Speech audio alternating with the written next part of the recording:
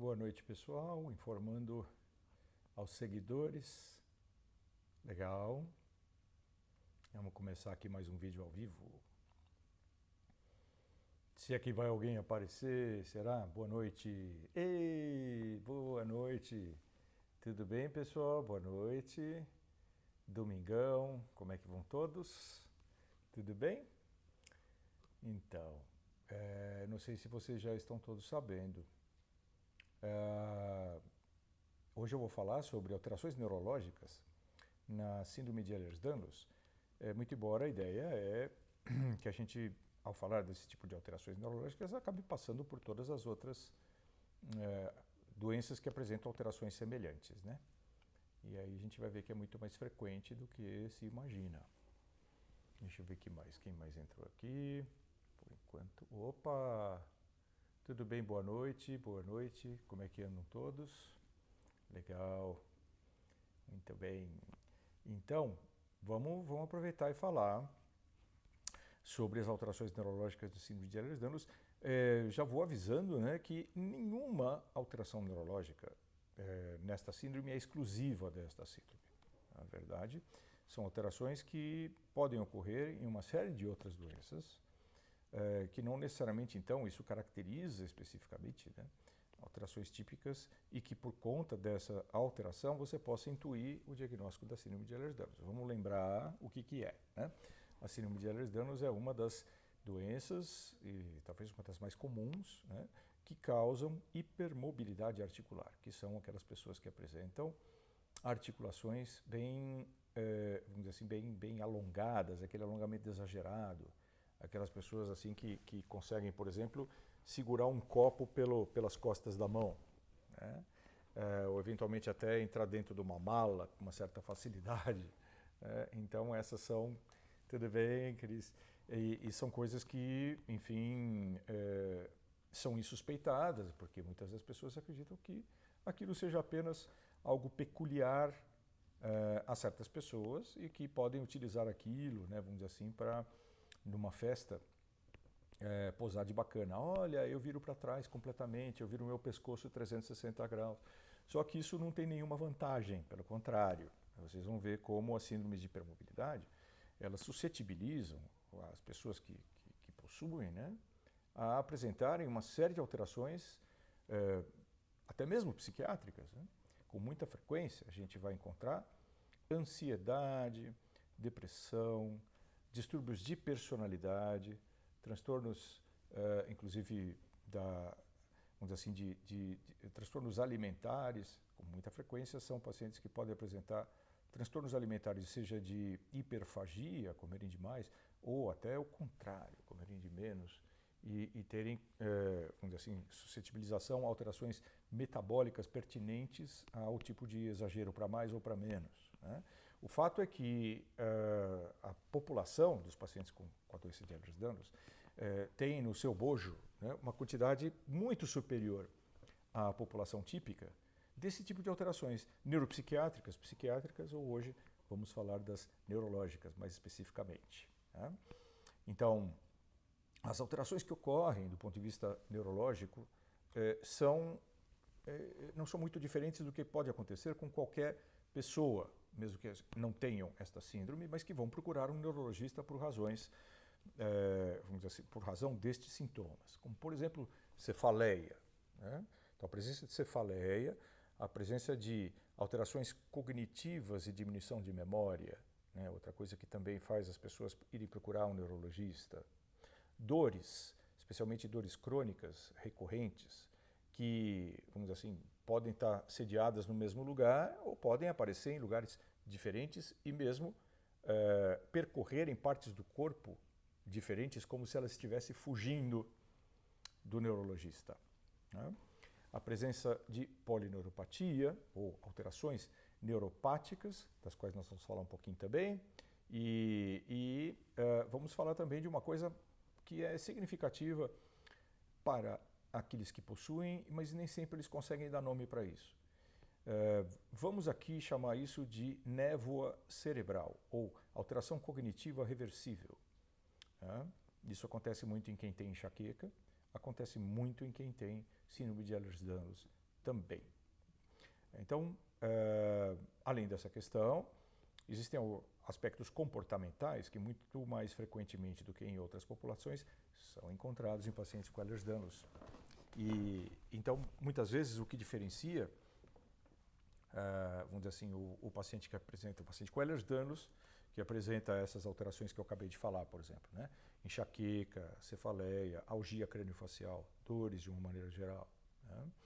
Ansiedade, transtorno do espectro autístico, transtornos de personalidade, especialmente a personalidade borderline, né?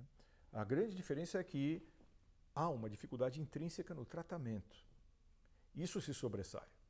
Então, foi meio que por aí que, através dessa questão da refratariedade, inclusive do tratamento, especialmente para a dor, que eu acabei indo atrás de conhecimento a respeito da síndrome de Ehlers-Danlos, uma vez que são pacientes que podem estar procurando ajuda para esses transtornos em vários consultórios, que não é só do neurologista, exatamente até por serem doenças pervasivas, né, do ponto de vista do corpo, e afetam basicamente a produção do colágeno. E o colágeno, por estar presente em várias áreas corpóreas, né, como o coração, como o estômago, como a composição da pele, tanto da epiderme como da derme, né, a composição das articulações. Então, uma frequência muito grande, infelizmente, são pacientes que acabam consultando reumatologistas, consultando gastroenterologista, dermatologista, e por terem aspectos que podem se integrar do ponto de vista do corpo deles, né, a várias especialidades diferentes, né, acaba sendo muitas vezes difícil, né, que o paciente não só obtenha um diagnóstico de síndrome de Ehlers-Danlos, como também o próprio tratamento, uma vez que quando se fala, por exemplo, de ortopedista, então a pessoa desloca o joelho.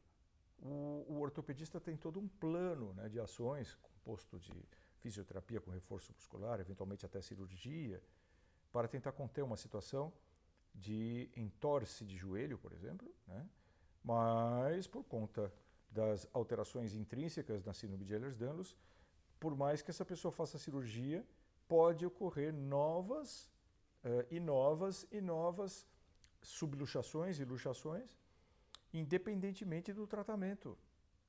Não é incomum a gente pegar, por exemplo, gastroenterologistas, especialmente cirurgiões mais criativos, tentando debelar uma doença do refluxo gastroesofágico num paciente com Ehlers-Danlos, e o tiro sair pela culatra, o paciente piorar.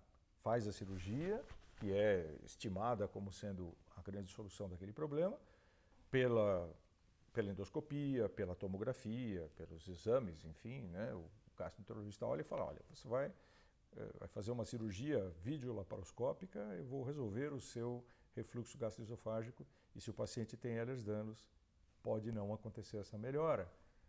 Então é importante se conhecer esses aspectos e, no fim, entender que são pacientes que apresentam intrinsecamente uma repetida frustração com os tratamentos propostos, por exatamente se excluir da equação o fato do paciente ter hipermobilidade, ter síndrome de hipermobilidade. Se você tira isso da equação, o paciente vai ter uma estimativa de melhora com o procedimento que você vai utilizar e não tem. Então, daí essa importância. E eu, como neurologista, pude ver o quanto que pacientes que apresentam síndrome de Ehlers-Danlos têm de refratariedade, por exemplo, para tratamento de enxaqueca. Não são pacientes que vão melhorar com qualquer antidepressivo tricíclico, como preventivo de cefaleia. Se você não tratar a coluna cervical e o bruxismo desses pacientes, eles vão continuar com dor de cabeça. E tem mais. Se você tentar utilizar medicamentos analgésicos característicos que se utiliza, né, por exemplo, para uma crise de cefaleia, você vai perceber que não só aquilo não tira a dor de cabeça do paciente, como muitas vezes, né, o paciente começa a abusar desse medicamento, porque não melhora, e toma várias vezes, com uma certa facilidade, não obtendo essa melhora, frustrando tanto o médico como o paciente, né? O paciente já é horrível, né, de você frustrar. Agora, frustrar o médico é arriscado, além de tudo, porque um médico frustrado com o receituário na mão, pode abusar também das doses, né? Então, normalmente, se você tenta tratar um paciente com síndrome de Ehlers-Danlos de aspectos que você costuma tratar em pacientes típicos, espere resultados incompletos. Pode acontecer isso. Então é importante você tratar de certa maneira, ou você médico, né, tratar de certa maneira a sua própria capacidade de se frustrar, né? Ou tratar a sua idealização. Você trata o mundo como sendo, idealmente falando, eu vou usar esse remédio, eu vou usar aquele, só precisa combinar com os russos, porque muitas vezes o paciente com Ehlers-Danlos não consegue obter o resultado que você tem com os outros pacientes, tá? Então isso é o que faz muitas vezes os pacientes com Ehlers-Danlos procurarem uma pleiade de médicos, muitas vezes da mesma especialidade, ou de especialidades diferentes, e obter resultados inconsistentes, tá? Então é aí que a gente vai achar os pacientes com Ehlers-Danlos. Eles estão nos ambulatórios de doenças cardíacas, por exemplo, com síncopes neurocardiogênicas que não passam, ou estão em ambulatório de epilepsia, né, com crises epilépticas que não melhoram com medicamentos anticonvulsivantes. Você vai encontrar esses pacientes, por exemplo, no ambulatório de ortopedia com uma cirurgia que não deu certo para fixar um joelho ou para fazer com que uma pessoa que tem o tornozelo múltiplas vezes torcido e deslocado, fez cirurgia e não resolveu. Aí que você vai encontrar esses pacientes, né, com dor crônica, com fibromialgia. Então o paciente apresenta muitas vezes mais do que 17 pontos gatilho pelo corpo, né, sendo tratado por um reumatologista usando para isso ciclobenzaprina e não melhorando. Então é aí que a gente tem que entender que a refratariedade acaba induzindo muitas vezes, como falei, a uma frustração do médico. E aí ele começa a achar o quê? Que ou é com o paciente que não está querendo melhorar, né, ou isso o convoca a ser mais criativo e abusar de soluções que podem simplesmente não ter um resultado consistente. Então, comecei falando de cefaleia, né? Não é incomum, por conta da síndrome de hipermobilidade, que o paciente apresente problema de coluna cervical. Como é que é a coluna cervical de um paciente com Ehlers-Danlos? Sendo um paciente com hipermobilidade articular, ele tem um pouco mais de facilidade de ter o alinhamento da sua coluna cervical alterado pelos músculos do entorno do pescoço. Então, são pacientes que apresentam com frequência desalinhamento da coluna cervical por conta da própria atividade que tem, e não precisa ter muita atividade para isso acontecer num paciente com Ehlers-Danlos. Então, vou contar para vocês como é que foi uma, vamos dizer assim, breve introdução a esse mundo. Um paciente com 13 anos de idade que foi trazido ao pronto-socorro do Hospital das Clínicas com um quadro aparentemente extrapiramidal, em que o paciente apresentava, com 13 anos de idade, né, um quadro de distonia cervical intratável, já tinha se utilizado tudo que era medicamento, fazia inclusive anestesia geral, né, e o paciente depois que acordava voltava na posição onde ele estava apresentando um quadro distônico cefálico, né. Naquela época não se usava ainda toxina botulínica nos pacientes que apresentavam torcicolo espasmódico, mas, para você saber, este paciente não apresentava torcicolo espasmódico. O que ele apresentava era uma luxação atlanto-occipital. A bola de boliche da cabeça saiu do pino. E o paciente se apresentava dessa forma, gritando, só de olhar você tentar chegar perto dele. Isso já foi o cartão de visitas dessa doença, para mim, no pronto-socorro há 30 anos atrás. Então, aí está, muitas vezes, o desafio que é, né, você tratar pacientes desse universo, porque, verdade seja dita, o corpo deles não foi desenhado para a cegonha trazer aqui na força G. A cegonha tinha que ter levado eles ou para outro planetinha mais de massa menor, né, ou para a estação espacial, ou para a Lua. Ali ia dar tudo certo. Mas aqui na Terra dá errado, né? Então, essas luxações, por exemplo, que apresentam um quadro falsamente extrapiramidal, é uma das primeiras coisas que você deve pensar, especialmente quando você vê o paciente, né, examinando o paciente, você vê que ele tem hipermobilidade articular. Muito importante. Então, Haja vista essa questão, cefaleia é um dos sintomas, vamos dizer assim, álgicos, né, de dor, mais comuns no planeta, de uma maneira geral. E, claro, na subpopulação dos pacientes que apresentam síndromes de hipermobilidade, é um quadro refratário. Não é qualquer remédio que melhora, né? Não é qualquer terapêutica que melhora. O que vai melhorar esses pacientes é todo um conjunto de ações onde não pode se dissociar.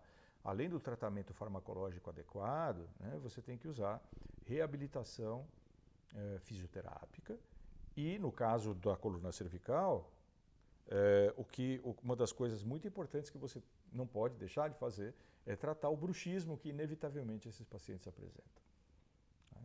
Muitas vezes a síndrome, né, de retificação da coluna cervical que os pacientes com Ehlers-Danlos apresentam, eles apresentam também um aumento muito sério de frequência de bruxismo por conta desse desalinhamento. Além disso, né, é muito possível que os pacientes que apresentam cefaleia, né, não melhorem com medicamentos, vamos dizer assim, que produzam um relaxamento muscular. A maior parte deles não. A maior parte dos relaxantes musculares, tipo ciclobenzaprina, sirdalude, tudo isso daí, apresenta efeito rebote depois. Você melhora e depois você piora de novo.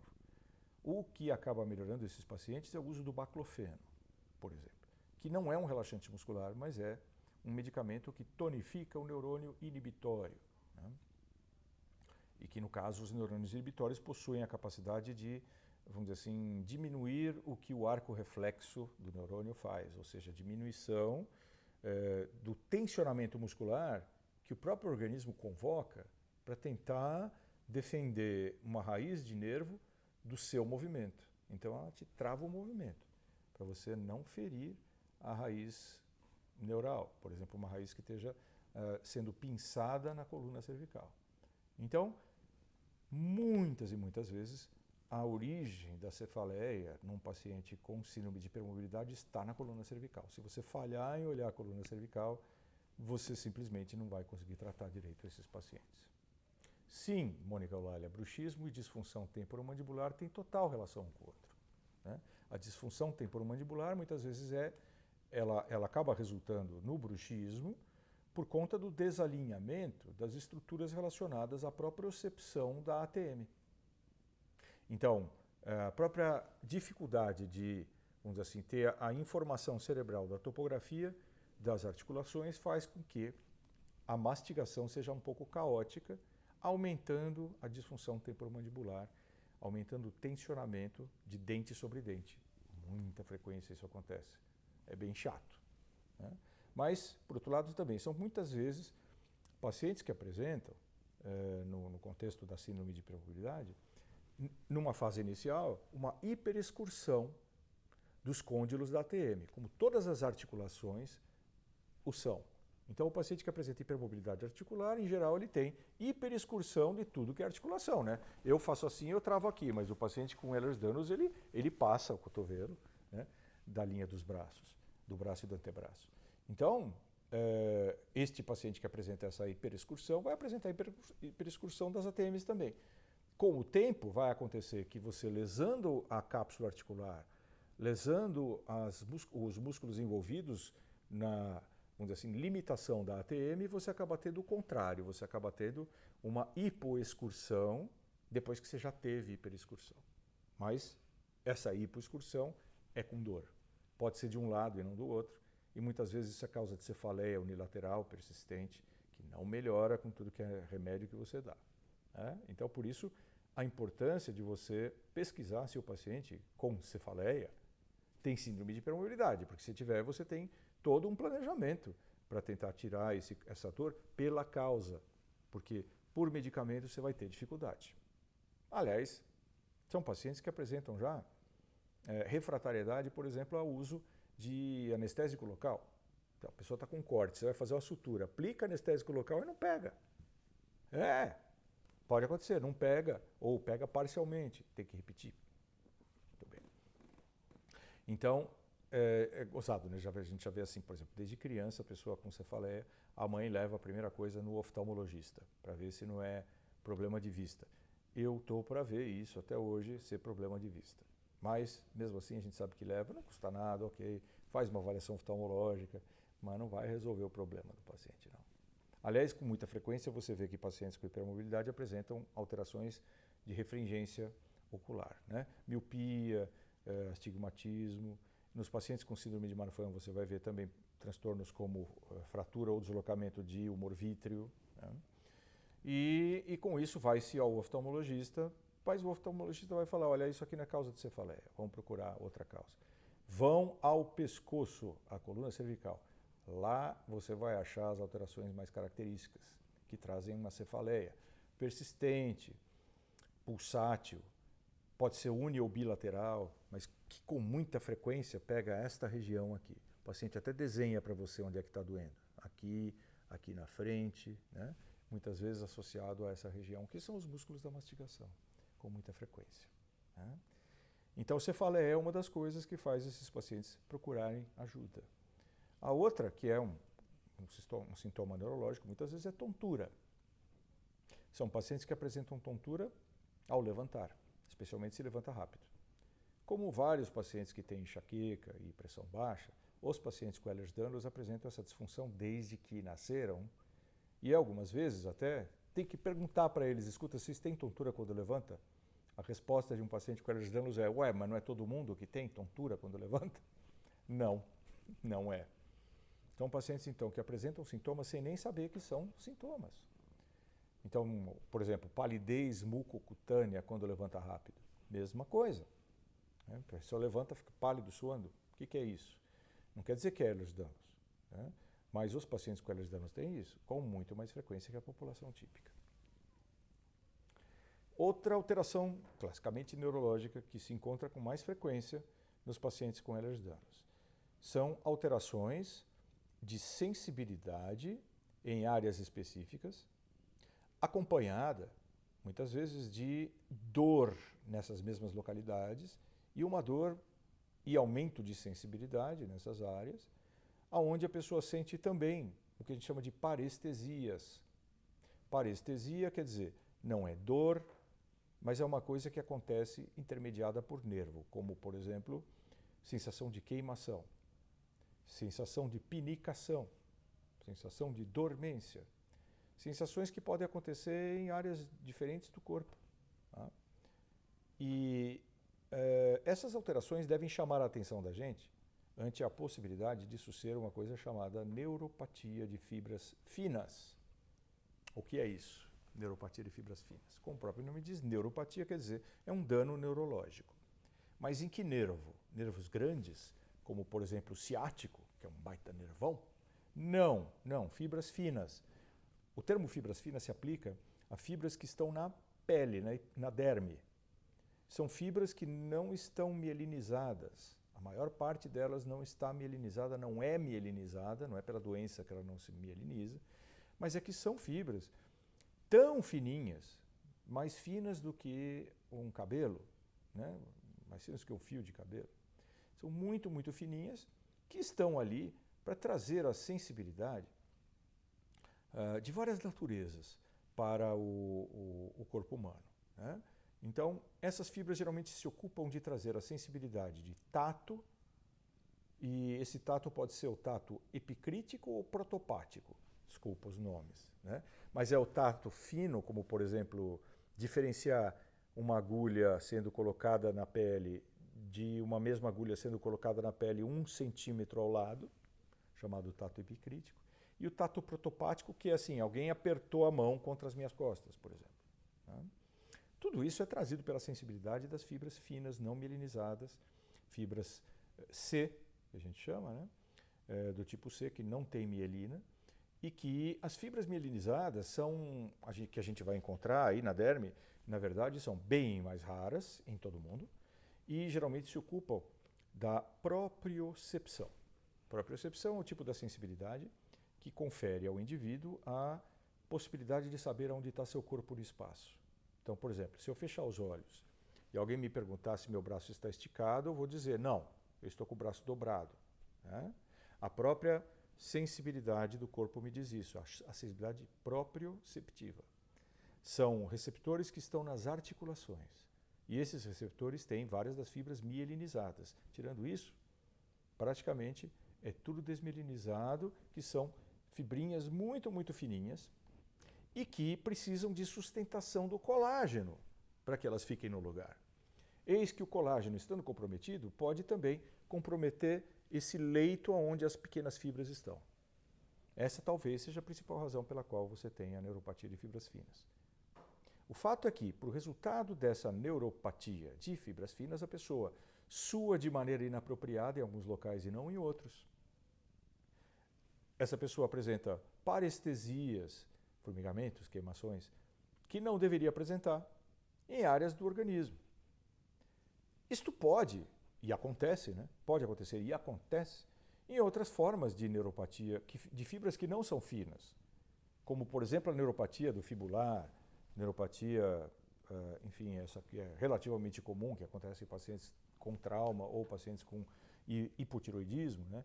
Que apresentam também com mais facilidade túnel do carpo, etc. Aliás, por um acaso desses, não se sabe exatamente por quê, né? Que pacientes com Ehlers-Danlos apresentam relativamente menos túnel do carpo do que a população em geral. Olha que interessante, pelo menos uma coisa positiva, né? Porque de resto, tudo mais comum. Então, as neuropatias associadas às fibras finas, chamadas fibras C, são neuropatias que não aparecem na eletromiografia. A eletromiografia é um exame muito parecido com o que o eletricista faz na sua casa quando ele quer ver o quadro de luz. Ele entra lá para ver o quadro de luz, para ver o porquê que uma lâmpada está sempre queimada. Mexe nos disjuntores, vê se tem algum fiozinho descapado. Né? A eletroneuromiografia não é muito diferente disso. Na verdade, ela vai atrás na eletroneuromiografia da fibra, onde é que ela está passando no corpo, e a fibra neural aqui nesse caso é uma fibra mielinizada, são nervos grandes. Fibular externo, nervo radial, nervo ulnar, são nervos grandes mielinizados, ou seja, que eles têm uma capa da bainha de mielina, por serem mais grossos e terem com isso uma transmissão bem mais estável, muito menos suscetível a mudanças mecânicas ou térmicas, próprio de quem tem fio encapado, né? Então, o quadro de luz geralmente vai ter fio encapado, quer dizer, de boa qualidade, porque você não quer que, porque chova lá fora, você fica sem energia dentro de casa por causa da umidade, porque o fio está desencapado. Já as fibras tipo C não apresentam mielina e elas são fibras que têm que estar protegidas por uma camada de gordura dentro da pele e também, né, por fibras de colágeno. Então, quando você tem isso comprometido, você pode apresentar a chamada neuropatia de fibras finas. Diferente da neuropatia das fibras grossas, né, de fibras mielinizadas, a neuropatia de fibras finas não depende do comprimento do nervo. A maior parte das neuropatias, por conta de fibras mielinizadas, depende do comprimento do nervo. Então, por isso elas acontecem com mais frequência nos pés, né?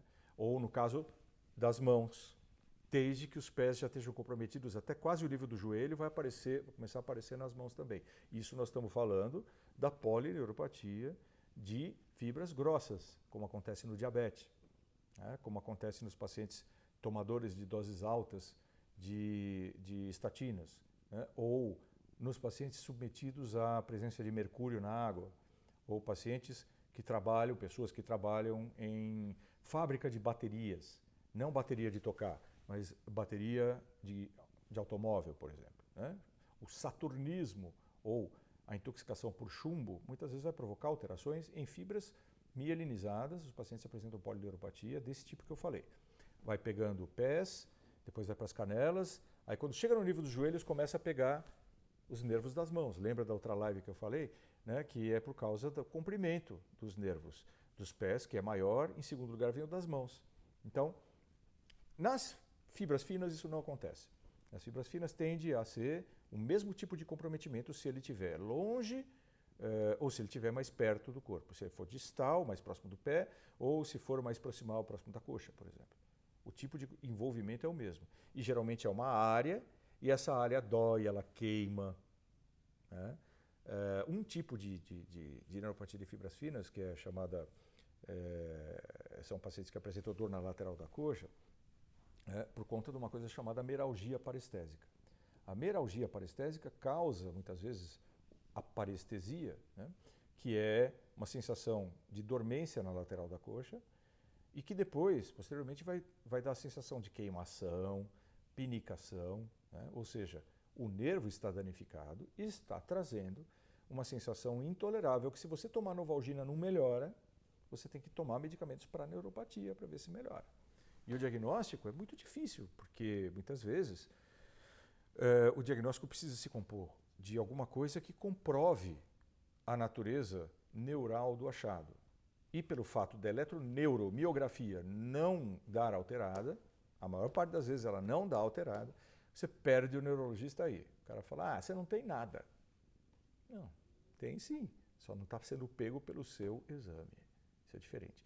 E aí como é que a gente faz o diagnóstico de neuropatia de fibras finas? Bom, não só você pode intuir esse resultado por conta da topografia, né, da natureza do local, né, e também pelo fato de ser uma coisa subjacente a um paciente que apresenta hipermobilidade. Aí desconfie disso, né? Neuropatia de fibras finas. Mas além disso, você pode fazer o diagnóstico por biópsia de pele. Eu tenho feito muito isso, pedido para pacientes fazerem a biópsia de pele com um tratamento específico chamado imunistoquímico. O anatomopatologista é capaz de encontrar fibras de colágeno adelgaçadas, especialmente o tipo 4, né? E o anatomopatologista também vai encontrar, pode encontrar, como os pacientes que apresentam neuropatia de fibras finas, fibras neurais esparsas, envoltas em colágeno degenerado. Então, isso já por si só é algo que levanta a lebre do diagnóstico de neuropatia de fibras finas. E isso é importante por quê? Né? Porque você entende agora como tratar melhor essa dor.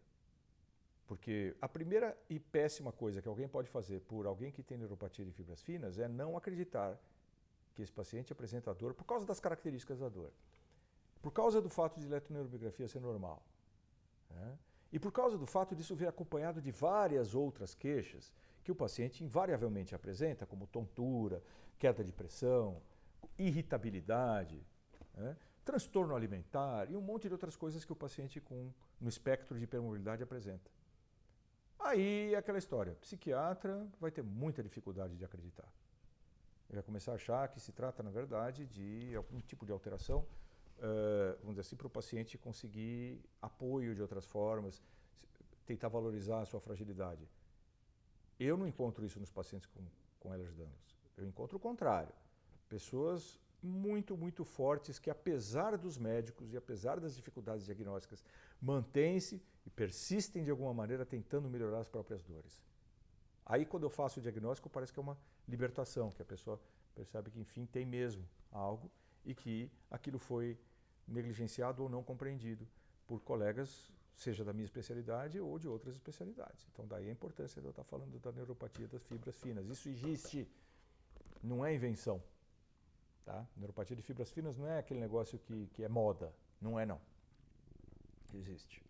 E aí, Novalgina não tira. Está mais para gabapentina, para pregabalina, não para morfina, também não tira. Né? Então, a primeira coisa e condição para você conseguir efetivamente tratar alguém que tem neuropatia de fibras finas é você acreditar que existe. Esse é o primeiro ponto. E o segundo é utilizar-se, né, de terapêuticas que vão funcionar mais para nervos, inclusive nervos grossos, né? Ou utilizar-se de algumas outras estratégias, como eu faço, né, do uso da naltrexona de baixa dosagem, ou dosagem paradoxalmente baixa. Tá? Muito bem. Patologista neuromuscular, essa é uma pergunta boa. Não. O anatomopatologista, ele é o patologista de pele, é um dermatopatologista que vai fazer esse diagnóstico. Né? Porque a fibra é tão fininha que você não vai apresentar ela para um patologista neuromuscular. Essa é outra dificuldade. Né? É uma ótima pergunta. O que mais aqui? Gente, vocês estão espertão. Diagnóstico clínico. Sim, o diagnóstico geralmente é clínico. Você intui essa possibilidade. Agora, do ponto de vista do diagnóstico anatomopatológico, o dermatopatologista. Tá? Com preparação específica. E até, inclusive, como um requinte disso, né? Porque são espécimes que têm que ser guardados, né? em nitrogênio líquido e mandado para centros de anatomopatologia com experiência. Você fala, por exemplo, mesmo nos Estados Unidos, não é qualquer esquina que você tem isso. Você precisa de laboratórios anatomopatológicos especializados em patologia de fibras finas, que eles vão ser processados por análises imunohistoquímicas específicas, como é o PG 9.5, e outras formas de curar essas estruturas, para que você possa identificar a alteração neural, mas não é só isso. Algumas vezes é importante se fazer duas biópsias, né? Uma, por exemplo, então, no caso do braço, né, você fazer uma nessa região e outra no pulso. Se elas tiverem a mesma conformidade, a alteração tem a mesma conformidade, você fechou o diagnóstico de neuropatia de fibras finas, que não tem alteração topográfica, né? Porque o membro é mais comprido. Não tem. Então, quando você pega uma alteração secundária, por exemplo, a uma patologia neural em fibras grossas, necessariamente você vai ter diferença distal e proximal. Então, algumas vezes, por exemplo, alguns centros como a Mayo Clinic, eles preconizam que quando se faça a biópsia para pacientes com Ehlers-Danlos ou pacientes com suscetibilidade à neuropatia de fibras finas, você o faça em 2 lugares diferentes, no caso do mesmo lado, tá? Para você pegar distanciamento entre um e outro. O que mais aqui? Jesus! Gostaria de uma orientação, pois tenho polineuropatia, que estou sentindo dormência nos dedos dos pés até a metade do pé. Não sou diabética, não fiz bariátrica, nem bebida alcoólica, B12 baixa. Corrija a B12. Mas não corrija a B12, assim como alguém que leu o resultado ou a referência no laboratório, que vai falar para você que 270 até 900 está bom. Não, você tem que partir de 500 para cima. Tá? Da B12, ou seja, tome bastante B12, muitas vezes até por injeção intramuscular, porque é possível que você tenha algum fator através do qual a sua B12 não está sendo bem absorvida pelo estômago. Existem vários deles, remédios e tendências pessoais. Mas sim, ótima pergunta. O que mais? Alterações das fibras finas podem dar espasmos na pele ou sensação de choquinhos, como se estivesse fazendo fisioterapia? Sim. Por um lado, sim. E por outro, também pode fazer com que você não sinta os choquinhos da fisioterapia.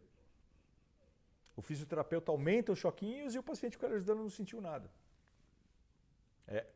Isso, vocês estão pegando o espírito, exatamente. Aqui alguém pergunta, topiramato ou outros medicamentos podem piorar os sintomas de fibras finas? Olha, o topiramato é ruim por uma série de outras questões, mas piorar, não. Piorar o tratamento não melhora, mas não vai piorar. Normalmente, medicamentos que vão melhorar são da ordem dos anticonvulsivantes, como é o caso do topiramato, que nesse caso não melhora, mas a gabapentina, a pregabalina e a própria carbamazepina também estão associados com melhora. A lamotrigina, em alguns casos específicos, especialmente em síndrome pós-pólio, né, mas a síndrome pós-pólio pega fibras mielinizadas, não fibras pequenas. O que saiu do ar? Saiu do ar? Não. Alguma coisa saiu do ar? Vocês estão me ouvindo, pessoal? É que o Kibe está no meu colo e o Kibe, vocês sabem, ele fica me sabotando. Né? Ah, bom, que bom, que bom. Então tá, você entendeu, Kibezinho? Não é para você aprontar, viu? Tá, ok. Então, com a ajuda do Kibe aqui, dar B12 pode ajudar na neuropatia? Sim. Deu zebra sede. Sim, sim, sim, sim. A B12 pode ajudar na neuropatia. B12 no valor baixo. 137, meu Deus, sem dúvida. 137 é um valor de privação de B12. Inclusive pode dar uma coisa chamada degeneração combinada, que é alterações de fibras finas e grossas. Para mim saiu, mas entrei novamente. Boa, Fernando. Isso aí. Legal, legal. Que bom, que bom. Então o Kibe não é com você. Então, pessoal, as alterações neurológicas próprias da síndrome de Ehlers-Danlos não são só próprias da síndrome de Ehlers-Danlos, mas aparecem com mais frequência nesses pacientes por causa da matriz extracelular. O que é matriz extracelular? É a sopa aonde mora o órgão o maior órgão do corpo humano. Não é esse que vocês estão pensando. O maior órgão do corpo humano é o sistema retículo endotelial. Tá? Ele é maior que a própria pele. Tá? Maior do que o conjunto dos músculos. Sim. Então, o sistema retículo endotelial é a sopa que fica embaixo da pele, onde tem sistema de defesa, né, que é o caso do sistema imunológico, onde tem o sistema de comunicação das glândulas mestras com as glândulas subalternas, como é o caso do sistema endocrinológico. É onde está o sistema imunológico. Né? Então, o sistema retículo endotelial, ele congrega tudo isso daí. Esse sistema, vamos dizer assim, endócrino imunoneurológico, neuroimunoendócrino, tudo junto. E o sistema retículo endotelial, talvez vocês estejam familiarizados com o fato de que recentemente ele foi chamado de um novo sistema descoberto no organismo. Não tem nada de descoberto, isso é coisa de jornalista. Claro que foi descoberto há muito tempo, mas alguém juntando os pontinhos falou, gente, é o maior órgão do corpo humano. A gente tem falado isso faz tempo. Né? E realmente essa matriz extracelular, onde estão todas as células, né, ali imersas, ela é assim, a principal razão pela qual o sistema de nervos está danificado. O sistema imunológico está alterado. Os pacientes com Ehlers-Danlos, com síndrome de Marfan, apresentando essa matriz extracelular alterada, vão ter os seus mastócitos ativados com muito mais facilidade.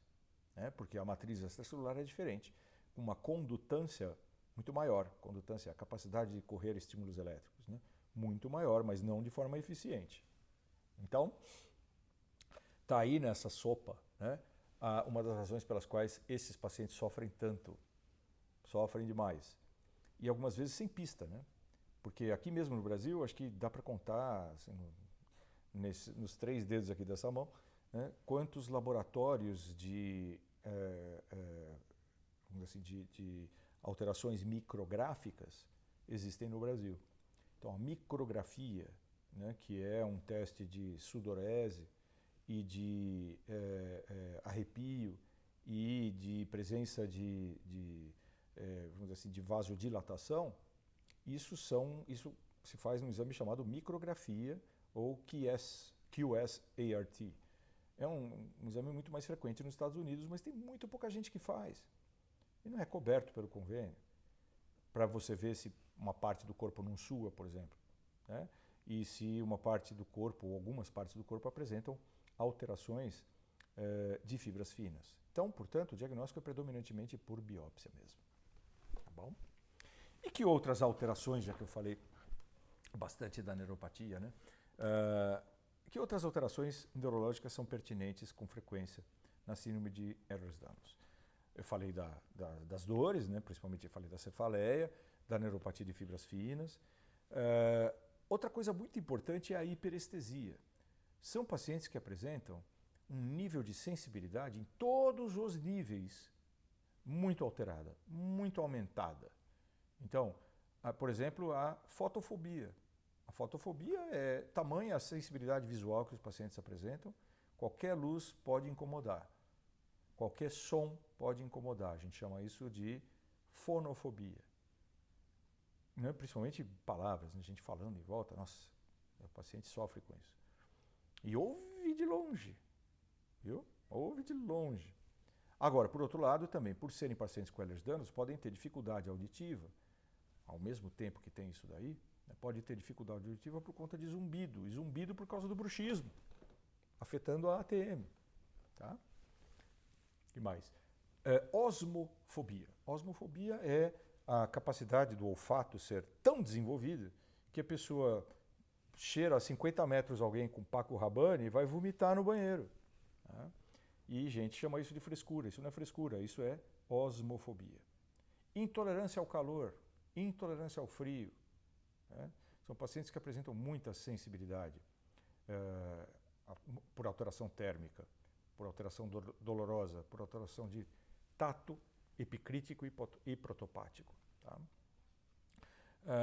Além disso, isso é uma das grandes dificuldades, por exemplo, né, de fazer com que um um determinado analgésico funcione para esse paciente. Só de olhar o cara já está sentindo o que você quer, né? E não pega anestesia local. Bacana, né? É aí que perde o dentista também, porque o dentista fala, não é possível, eu já dei 2 vezes anestesia no teu dente, não é possível que não pegue. É isso aí, não pega. Vamos prosseguir. O que mais? Outras alterações que acontecem, por exemplo, perda de consciência ou síncope. Muito mais frequente no universo dos pacientes com hipermobilidade, que apresentam, ao mesmo tempo que tem pressão mais baixa, tem também dificuldade no retorno venoso. O sangue fica mais tempo para voltar até o coração, pelo fato de termos as veias mais frouxas na hipermobilidade. Pelo fato também, a depender da forma como o paciente com hipermobilidade senta, ele prende a veia e começa a ter aquela coisa do formigamento. São pacientes que sentam, depois de um certo tempo que está sentado, começa a dormir o membro. Dorme a coxa, dorme a perna, dorme a mão, né? O paciente mesmo tem dificuldade de dormir, mas as partes do corpo que dormem, com muita frequência, a depender do jeito que a pessoa senta, por causa da facilidade com a qual essa pessoa, ao sentar-se, pode promover preensão com colabamento de uma veia. Aí a veia deixa de fornecer sangue para o coração, né, voltar para o coração e fica lá atrapalhando a drenagem, né? Algumas vezes até, inclusive, dos nervos. E são pessoas que, então, quando tem esse tipo de dormência, algumas vezes, chegam a ter comprometimento do funcionamento do nervo. Dorme o braço e depois, ao acordar, acorda sem a possibilidade de mexer. Leva um tempo até recuperar, mas recupera, né? Então, essas alterações circulatórias podem promover, né, esse tipo de sintoma nos pacientes, inclusive até a presença em maior quantidade de uma coisa chamada síndrome do desfiladeiro torácico.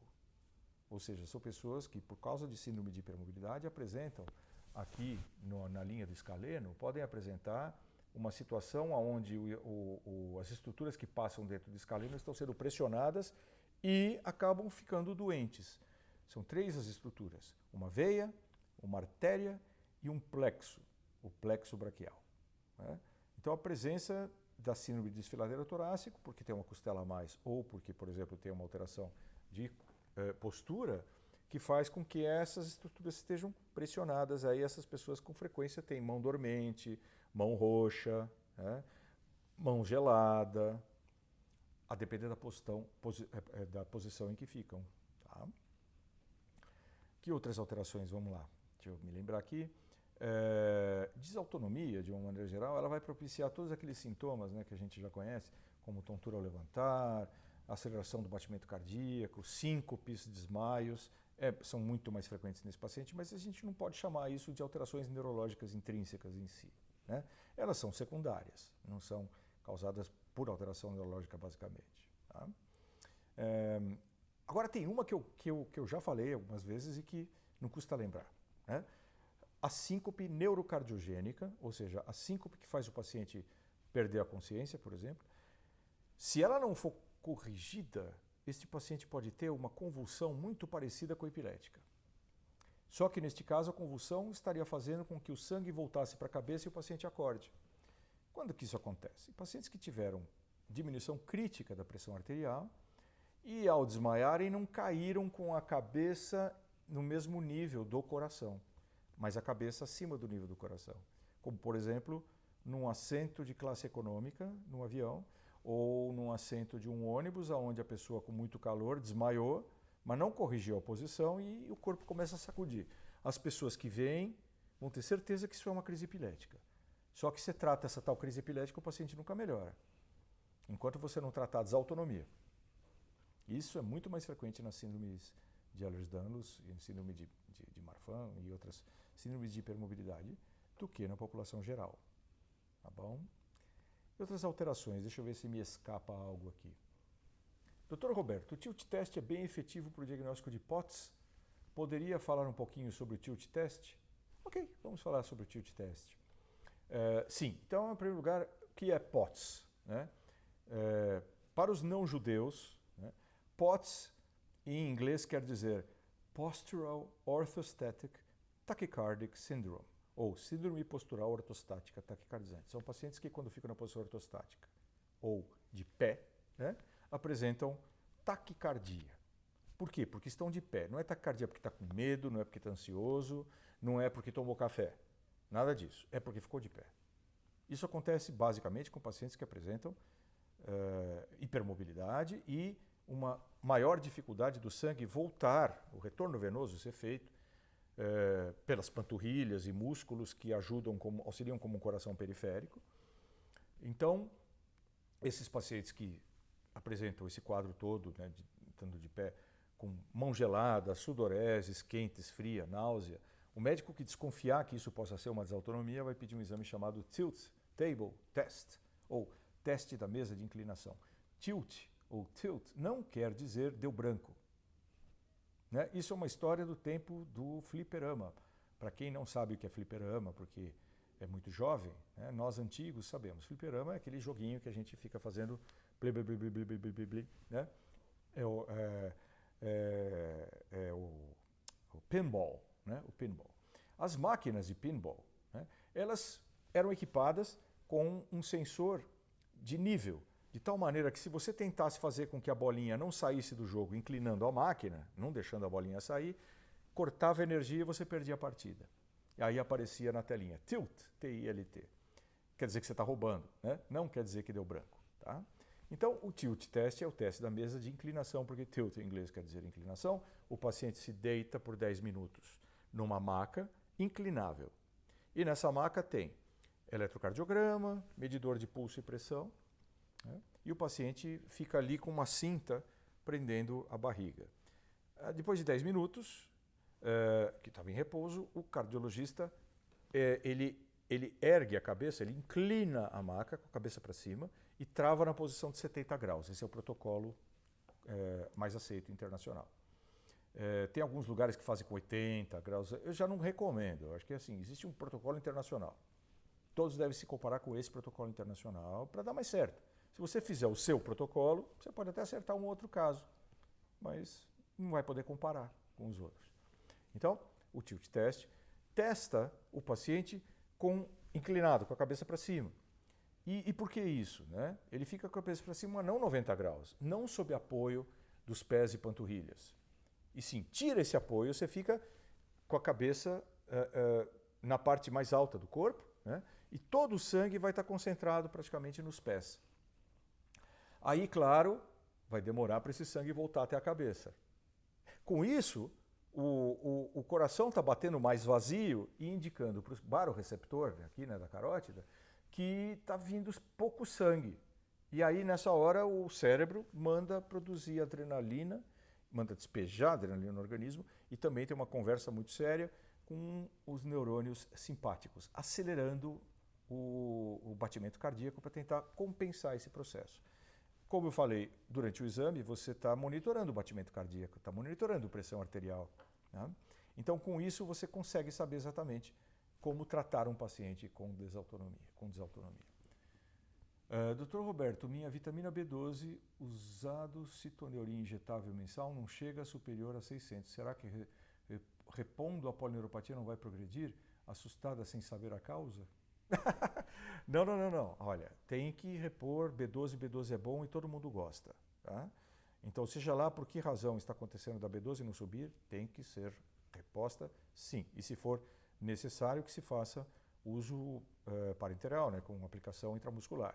Agora, a outra forma, muitas vezes, é a utilização da metilcobalamina sublingual. Já tem aqui no Brasil, inclusive, chama-se Dozemast. Né?